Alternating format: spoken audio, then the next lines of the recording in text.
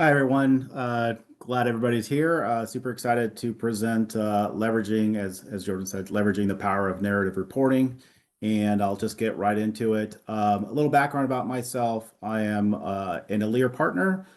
And as part of that, I run the planning and budgeting practice lead. As you can imagine, with planning and budgeting, there's a lot of reporting aspects. And so I've had a lot of experience, as you can see, 25 plus years in consulting. And prior to that, I was in corporate, left as a group controller, responsible for the accounting close, annual, quarterly budgets, and a variety of different other leadership responsibilities.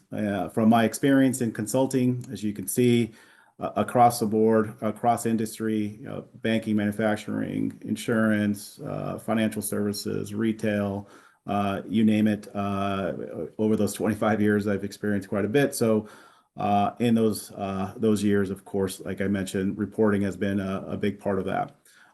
As well as I mentioned earlier, it's just not around financial planning and analysis, but it's also around the consolidations piece, as reporting, as everybody knows on this call, it involves all aspects of it. So internal, external reporting, all of those experiences across the years have put me in a good place to talk about this topic. And narrative reporting is a great tool to be able to do all those things that I've done in the past.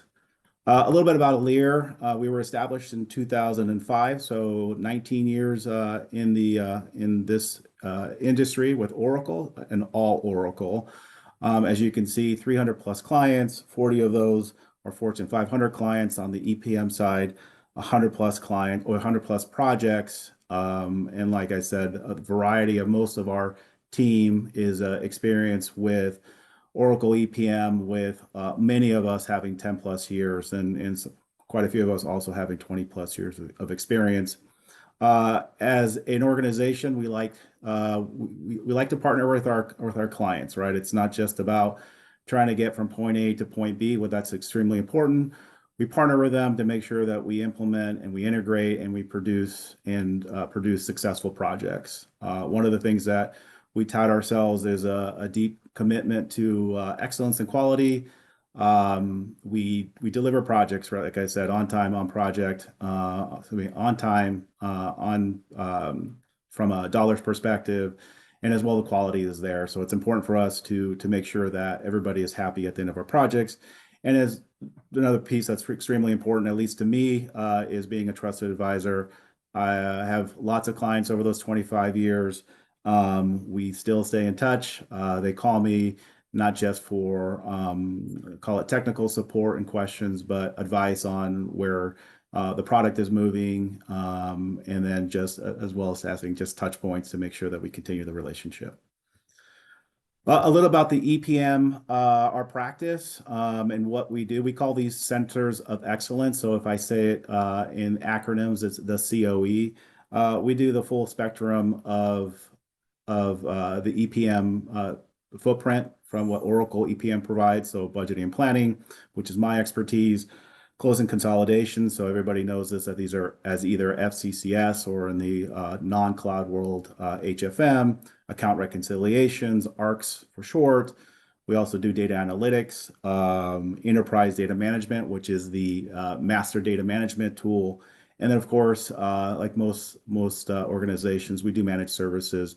So if you are in need of any type of technical support or ongoing support, we provide that type of service as well on the managed services side. So getting into it, what is narrative reporting? A little history. Was launched back in 2015, 2016. It is, as I mentioned, my background, the product actually fits it really well, is not specific to an industry. It's not a pre-built product. It is cross-industry, just because reporting itself and the ability to create reports and then being able to do the narrative portion that I'm going to talk about is not really an industry-specific type of technical solution. Very robust from a client perspective, thousands of clients that use Oracle products, 10,000 end users. That's probably a solid number, but it is everybody is doing reporting in some aspect, either through narrative reporting or aspects of that, which I'll talk about here in a second, about management reporting, financial reports, which is another product that Oracle has, or Smart View, which is another Microsoft Office product. All of these constitute a portion of reporting that Oracle provides through its products. So what is the importance of narrative reporting? From a product standpoint, it's extremely important to have integration with what we use almost day in and day out, right? It's an MS Office product integration that supports those types of data sources. So if you have, from a narrative perspective, if you need to start with a Word or PowerPoint type of presentation, there's an integrations to bring those types of templates, including fonts and a variety of different other aspects of those specific products into narrative reporting to be able to do your report packages, as well as process management and oversight. So think about organizing your reporting packages. Today, you might be doing this offline. And what I mean by offline is you have a PowerPoint presentation or a Word document that you have maybe in a SharePoint site, but with no controls possibly, and the ability to assign aspects of that, of the overall presentation. Those capabilities really don't really exist using SharePoint or just emailing. Of course, that doesn't really happen there. So narrative reporting supports those capabilities. And again, I'll show you and get into that here in a little bit. So what types of different types of reporting that come out of narrative? And again, I'll explain narrative because it's really more than just the aspect of writing a narrative to meet a presentation endpoint.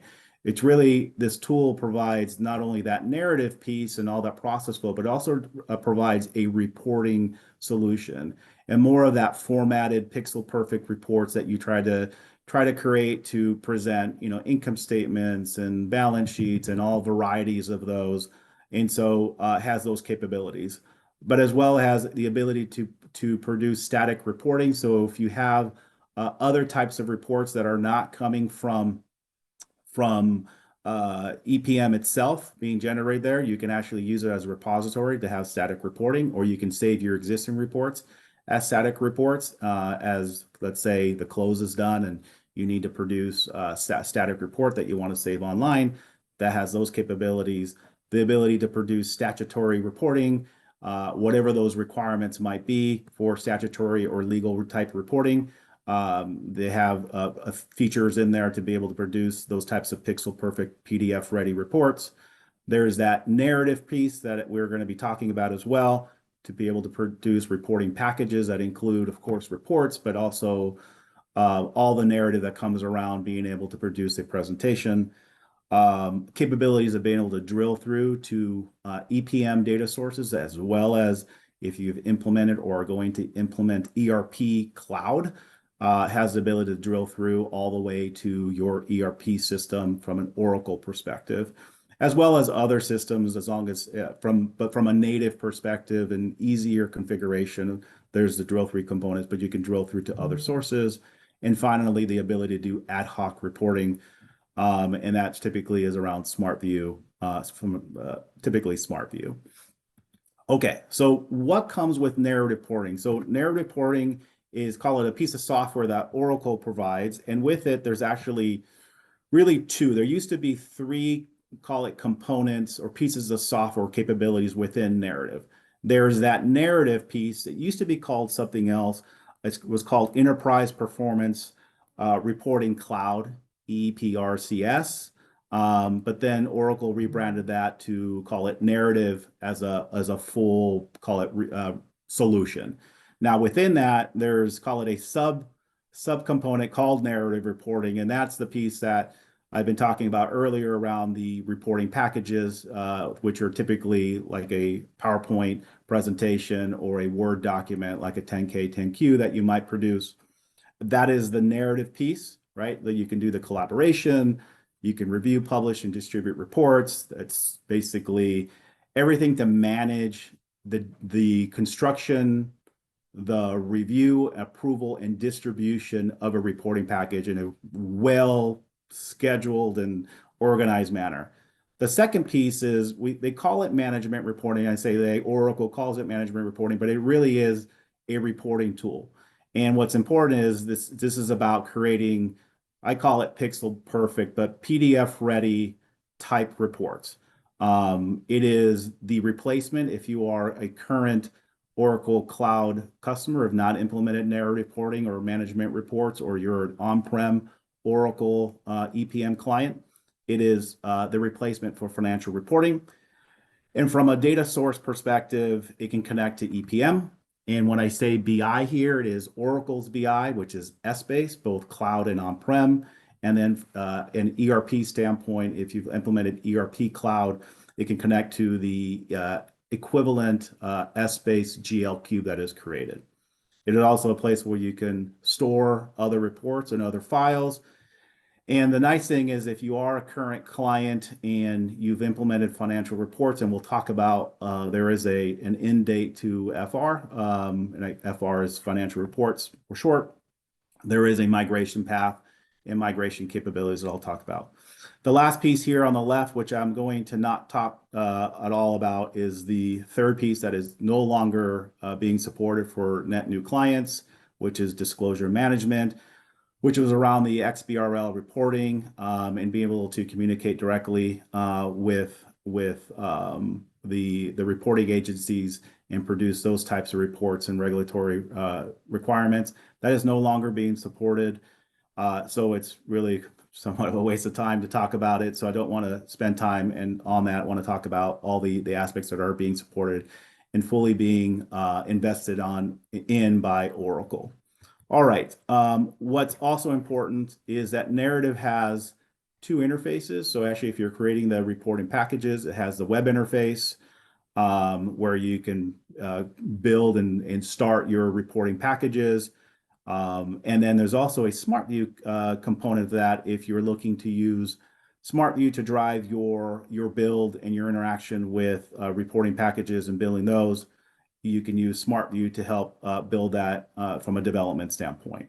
So both are available to you, which is great, giving you flexibility depending on where you feel most comfortable. So Jordan, poll question number 1. Thank you very much. So up on your screen, you should be seeing our first poll question. What is the timing of implementing your narrative reporting solution? Have you implemented EPM Cloud or ERP and you're interested in what narrative reporting can do? Are you currently implementing within a shorter time frame within the next 2 to 6 months? Or have you not purchased EPM, but you're wanting to know more? And just a reminder that we are going to do a drawing for $5 Starbucks gift cards as well for those that participate in our polls. And we'll give everybody just a few more seconds here to go ahead and get those answers in.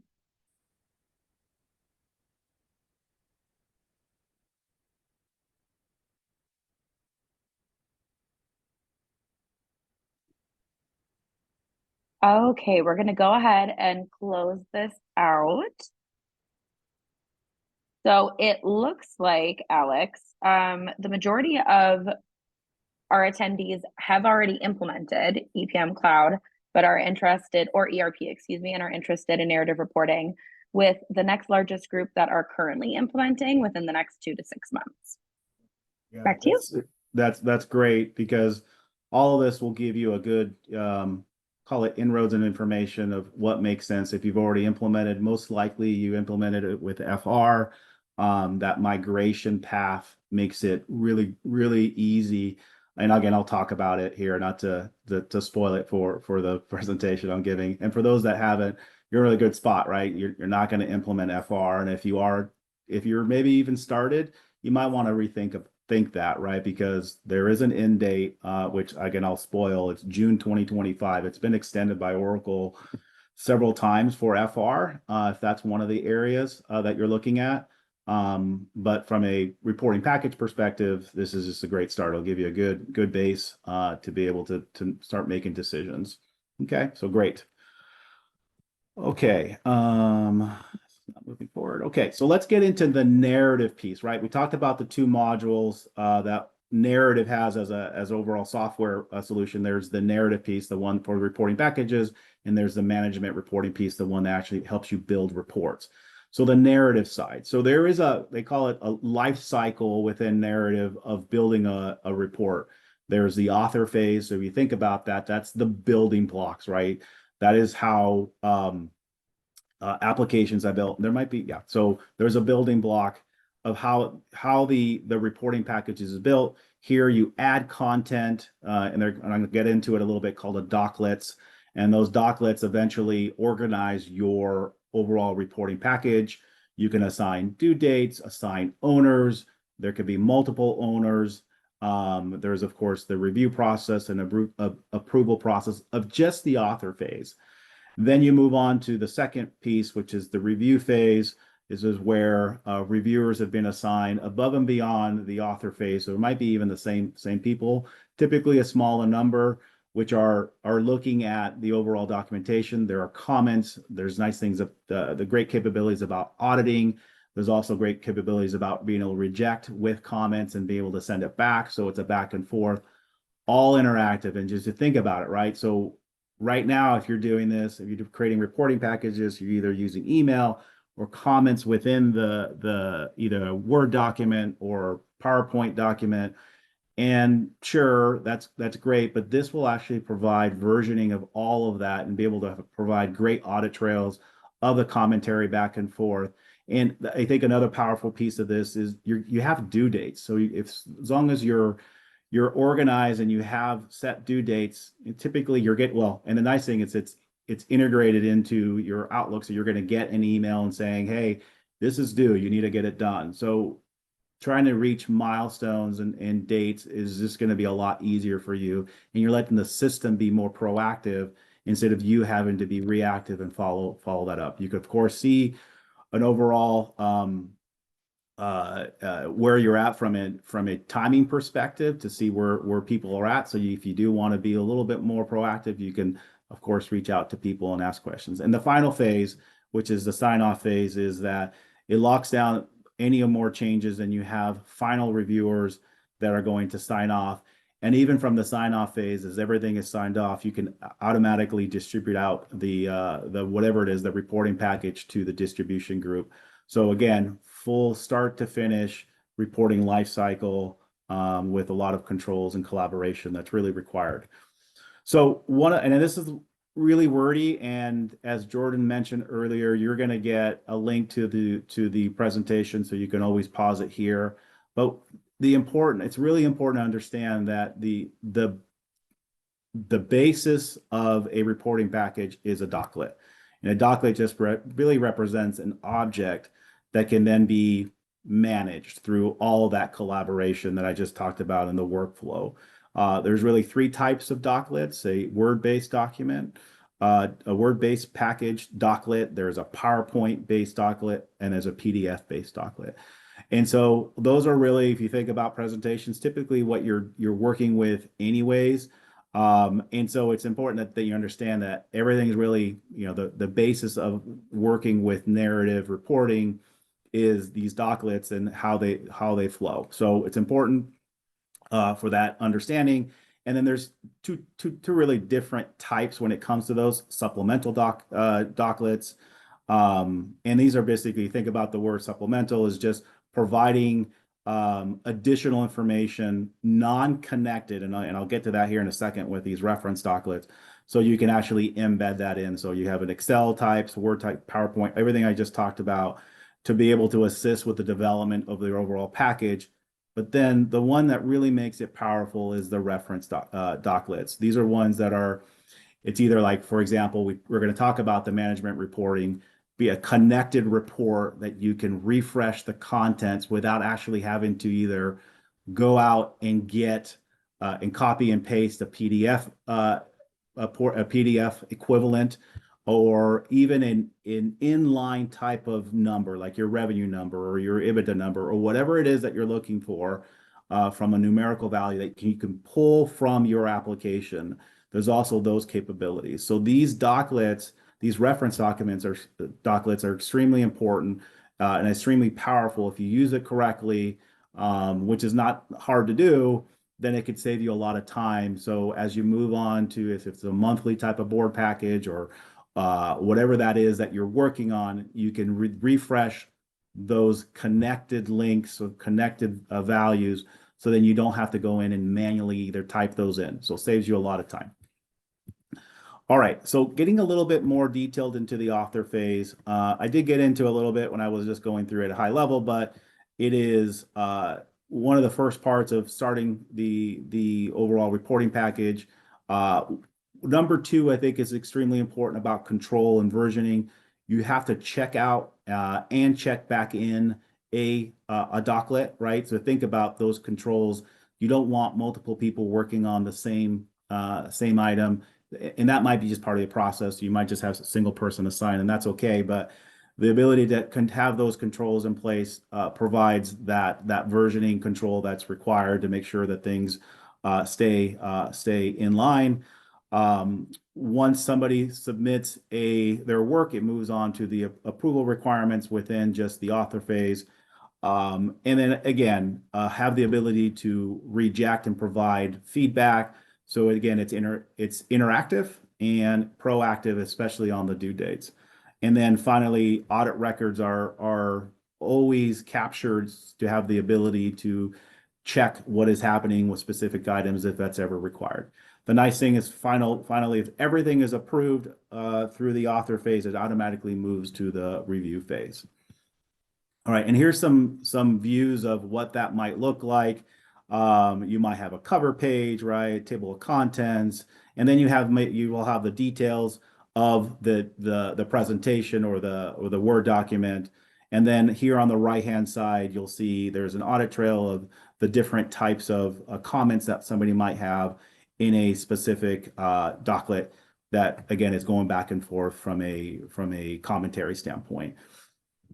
All right, review phase. Again, getting into a little bit more detail. This is what I consider just the second level of reviews. The author phase has reviews, but this is where you're trying to, you have certain groups of people that are overall responsible for the presentation. Again, regardless of what format it is, it doesn't matter if it's a Word document, PowerPoint, PDF, whatever that is. At the end of the day, you have people that own this document.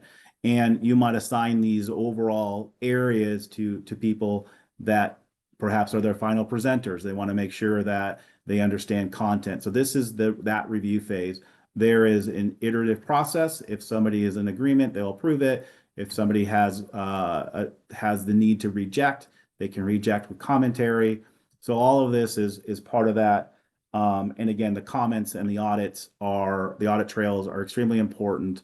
And again, this point is where a collaboration and understanding of what the content is that's being presented is where the reviewers should be doing that type of analysis. And this is one of the examples. You have a push pin here. You can see here in the middle section, which is highlighted, you have a push pin where somebody had put in commentaries on a very specific report, right? So it's saying, hey, I have a comment here. What is it? Here's my question. And then it's going to go back to the author, the owner of that doclet, and then that person has to provide responses or changes, etc. So again, interactive, extremely important. I think that's really the aspect, one of the biggest benefits of using narrative reporting. If you take your time setting it up with the right level of detail, well, the level of detail, but the right level of ownership with the right level of reviewers, then it can be reused and repurposed for repetitive types of documents that you're trying to produce for presentations. And the final phase is the sign-off phase. So this is typically leadership or overall presentation ownership, and they're providing a final sign-off. Important to note that even though that, and I'll get here in a little bit, even though that there's three different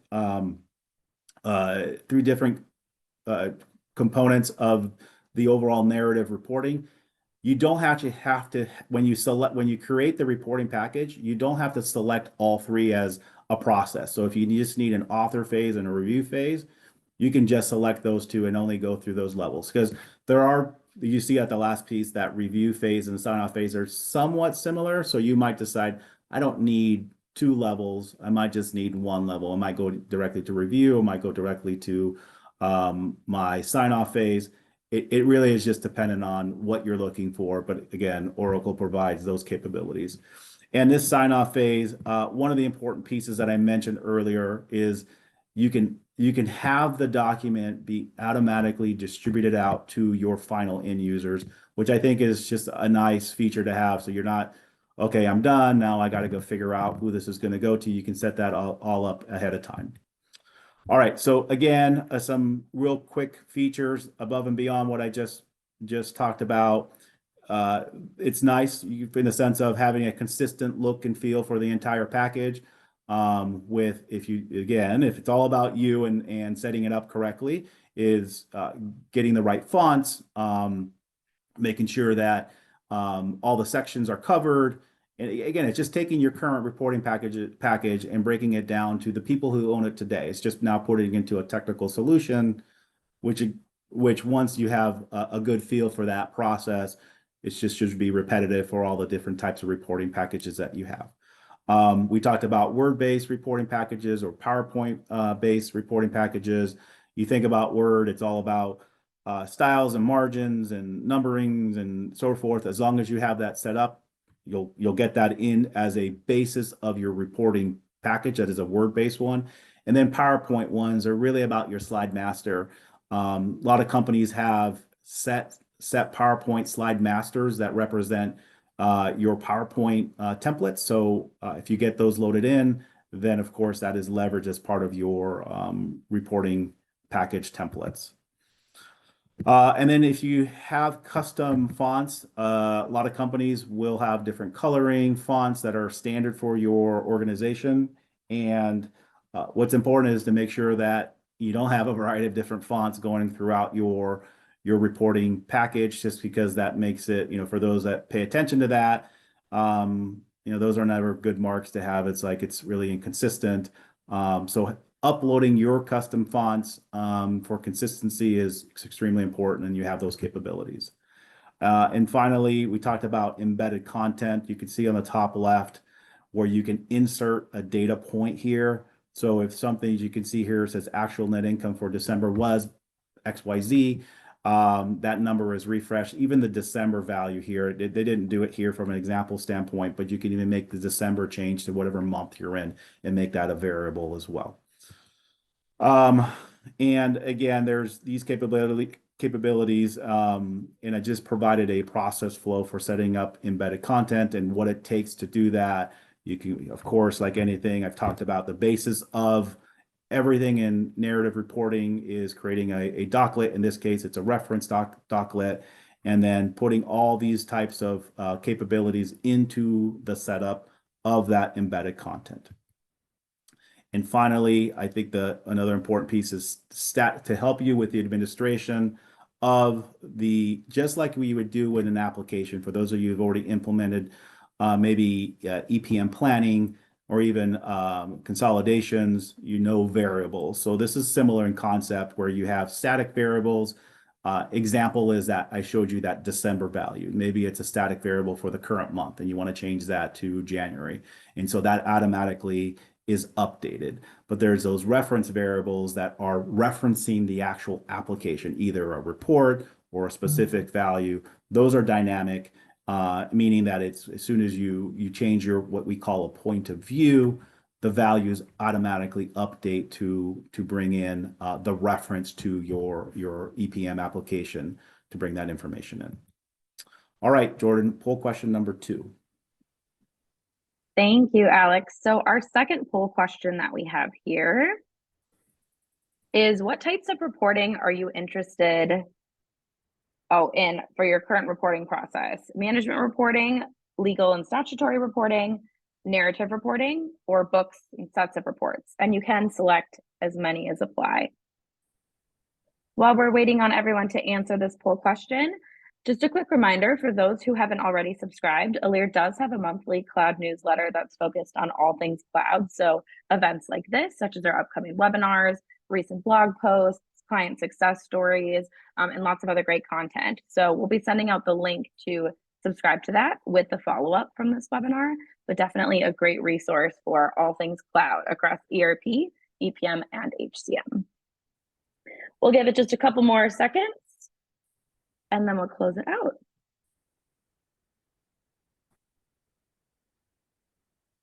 Okay, so looks like we've got a tie for number one between management reporting and narrative reporting, with books following not too far behind. Got it. So that makes sense. I'm happy because it's one of those things that people really should be using those capabilities. Sometimes people will implement the narrative with the narrative reporting. As I said, there's two aspects, and then just use it for the management side. Really, I'm happy to hear that people are interested in the narrative. It really does provide huge value. There's just, in my opinion, a small investment of time up front that leads to a greater value at the end. So that's great to hear. All right, moving on. There's that second piece, right? Management reporting. Call that a reporting tool. True rows and columns type of reporting software that Oracle provides, and it's a replacement, as I said, of financial reporting. So if you know that terminology, FR or Financial Reporting Studio, this is the replacement.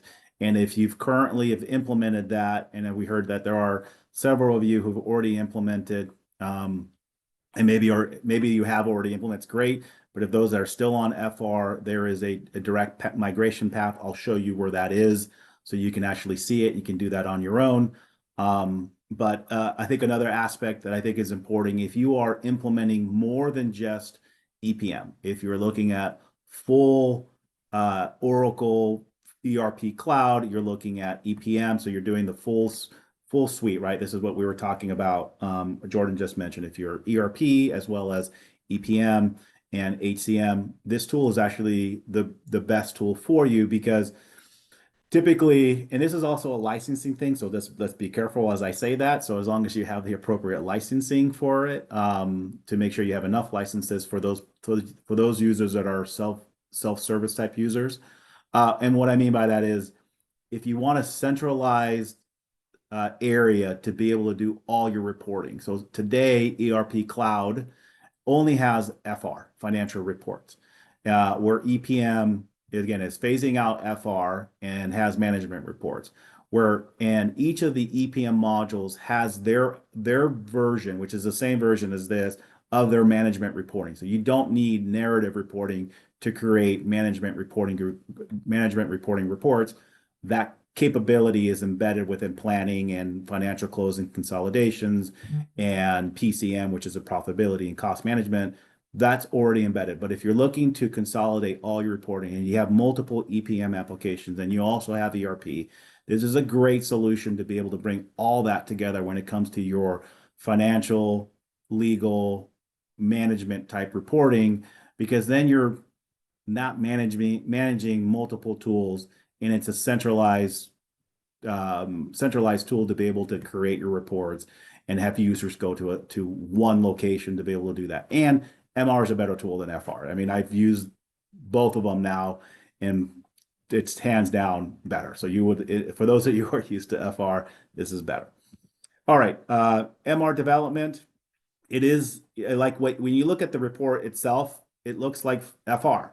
It's just the capabilities behind the scenes that make it better. The ability to start typing in a member and it recognizes that member. So like it's smart typing. So you can do that when you create the report itself, but it's still the basics: rows, column, point of view, page dimension, page members if you want, the ability to create reports, books, bursting definitions, and then as you can see, pixel perfect, right? Fonts, logos, headers, footers, be able to produce HTML, PDF, also Excel. And for those of you who are still using FR, it's the ability for those that do batches, and the batches, or we call them bursting definitions now in management reporting. batches in FR can only be produced in PDF. Well, with management reporting, the bursting definitions, which is the equivalent to a batch, you can also generate Excel-based batches, or basically books. So the actual final result is an Excel version of that same PDF. It actually does a really good job of producing a table of contents with links to the actual sheets. So everything comes out really nice, and it's an Excel formatted equivalent of that PDF report. We're very powerful capabilities, and Oracle continues to add more content and more capabilities. If you've never seen the grid editor, a little bit similar to if you're using financial reports today. For those that have not, you have the ability to put multiple grids. So if you have different data sources for whatever reason, you're trying to bring in multiple data sources together, you can do that here. You have the capability of having a header, footer, move things around where you need them to be to create the report that you want. And then from here, pretty much you can have the ability to, like I said before, it's rows, columns, and point of views. Here on the left-hand side, it's your row. We call them dimensions. If you have not implemented EPM in the past, we basically build things out as dimensions, which is basically, if you're used to your GL string, it's one of those components of your GL string. So dimensions go in either your rows or your columns or your point of view. And in my opinion, better capabilities on the point of view where you can actually limit the members that are actually displayed. We're an FR, so again, a reference to the old product where you really have a hard time limiting it there. This allows you to limit user selection, not just on security, but the actual selection itself. So it's really nice. You can hide dimensions if you need to, which is not I think, a big deal compared to FR, but just a better tool in general. And as you can see on the right-hand side, the pane, you have similar to FR, where you have overall grid properties, and then it's just, you can tell by the icons on the top here, you have column properties, row properties, cell properties, ability to sort, conditional formatting, and then if you need the ability to reference other documents, you have the ability to do that as well. So again, very powerful, easy to use tool, drag and drop for the initial pieces. I think the hardest thing for creating a report is really about formatting. And if you do a good job or already have a basis of report, you can really mimic that report to its exact specifications. And as I mentioned earlier, that path, that ability to migrate from, if you already have implemented, or if you're on-prem and you are migrating to the cloud, you would migrate your FR reports to the cloud. Is actually very straightforward. And then for those who have already implemented EPM cloud, there's this migration path. So if you're interested and you do have the cloud, you can see here on the left-hand side, you have financial reports. Those were that. Here on the right-hand side, if you've seen this icon, this is what that means. Right? You can do all at once here where it says migrate all, or you can select individual reports. I would say, sometimes you get lucky, you get 100% migration. Sometimes you get a big percentage. But it's always a bigger percentage. I have not seen one where the percentages were small. I'm talking like 80 to 90% there. And then Oracle does a good job to give you, hey, this is my issue, or this is your issue. You need to fix this. Maybe something's just not supported, but most of the times it is. And again, you make the appropriate changes and you're migrating over. So it's a great quick way of getting to MR for those of you who've already implemented FR, or if you're on-prem, again, it'd be a two-step piece of migrating your FR reports to the cloud, but then you have the ability to migrate to MR using this solution. So again, two different solutions. You have, as I talked about, to recap, you have the narrative reporting solution, which is about reporting packages. Again, you can read all these capabilities compared to the MR or the management reporting solutions for actually building reports. So two different things, two different capabilities that work hand in hand to really make your reporting packages or your reporting very streamlined. And again, it's just depending on what you're trying to do. And then I said I wouldn't talk about this. We will have this in the presentation, so I'll leave it here for a few seconds so you can read here. For those of you who already have the licensing, this is still available to you. But note that this is really it connects to third-party tools to be able to use that disclosure, to be able to do the reporting. to whatever reporting agency you need to report to. So a separate subscription is required. So disclosure management, like I said, though, and I mentioned earlier, is no longer supported for net new clients, and it won't be delivered. And then here, the last table is a comparison. I think you'll notice this is all within EPM tools, so not compared to other reporting tools outside of what Oracle provides. I think one of the important areas is other cloud sources, as I mentioned earlier, the ability to really connect your overall Oracle footprint for, call it financial management reporting, all under one reporting umbrella. With that caveat, just because I say that, you do have a licensing requirement to be able to have users who are going to be interactive users. An important note that I always tell my clients, though, if you're just a receiver of reports, you don't have to be a licensed user to receive a report, meaning that if it's going to be distributed out via the bursting definition, an email doesn't have to actually be a user email. It can be any email, non-user, to be able to actually receive that report. So it just depends on your strategy, reporting strategy, but this is a really good aspect of what Narrative brings to the table. And you can see down here compatibility with other Oracle products. If you have Essbase either on the cloud or if you have it on-prem, if you're an existing Oracle Essbase client, this has the capability to connect.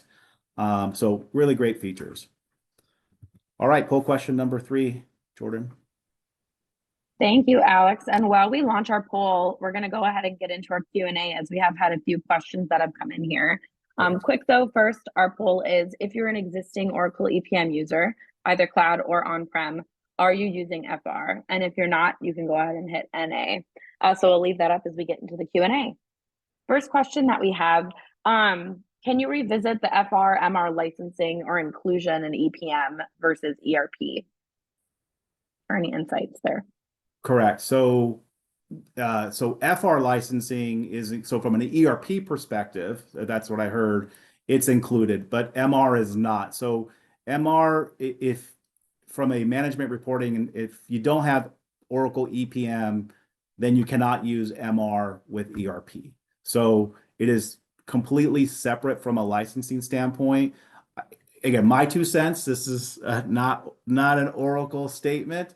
I think Oracle eventually will move FR for ERP over to MR. It's just a better tool, but that takes time, like anything else. I mean, if you think about it, FR and that Essbase database that comes with the ERP GL didn't happen for a long time. And so when they came out with that, that was really, I thought, a game changer for the reporting aspects of ERP reporting. So eventually they'll get there. But if you don't have a license to EPM, specifically Narrative, then you will not be able to use that MR with the ERP cloud. Thank you. And then we do have one other question here. Oh no, just got removed. Jennifer, I saw your question in the chat, but then now it looks like it's not in here in case you deleted it. There was a question around adding commentary without copying and pasting as a picture, but it is not in here anymore. So Jennifer, if you do want to resubmit, we can definitely follow up after this. Right. Just to end out our poll here, we have kind of a mixed bag with about half of our attendees here that are an existing EPM user using FR, a couple that said no, and then a few that did say NA as well. So kind of across the board, but about half that are using FR currently. Again, again, the migration path. I mean, Oracle is going to force you, and then you still have time, right? But they've extended it. From what I hear, this is it. There's no more extending. I think it was supposed to be Q4 24. Then it was before that, it was something else. This is its last extension. The big piece that Oracle is trying to do is really have parity with FR. I think where it lacks today is around the scheduling. I think everybody's used the batch scheduler in FR, which works well. I mean, it's not this robust scheduler, but it does the job, right? I think that's going to be something, and Oracle's already said, if you went to Oracle Cloud World and other conversations. Oracle's doing this in Q4 of 2024, so that capability is coming. I think that's really one of the most important pieces that's been missing from a parity standpoint. Outside of that, I mean, I've used the tool, the MR tool, quite a bit. And I think for those that once you convert, you will say the same thing I'm saying, that it has great capabilities. It's way better, and I'm saying it way better than FR, just because of its ease of use and being able to create the content within the tool once you understand the navigation. So for those FR users, the transition to MR is easy. You just got to get going and use the migration utility to be able to get there. Excellent. If you want to move forward just to our wrap up, with that, we are at time. So we want to go ahead and thank everyone for attending today. Congrats to our poll gift card winners, Christy, Deanne, Jamie, Todd, and Chris. I'll be sending those through right after the presentation here. A couple quick reminders that this session was recorded, and we will be sure to send it out in the next couple of days, as well as it will be available on our Elire.com website and our Elire Inc. YouTube channel. Again, we do have that link for the cloud newsletter that's going to come out as well. And we encourage everyone to follow us across social platforms, just at Elire Inc. With that, thank you for your time today. Thank you, Alex, for your expertise. And we hope everyone has a great rest of their day. Thank you.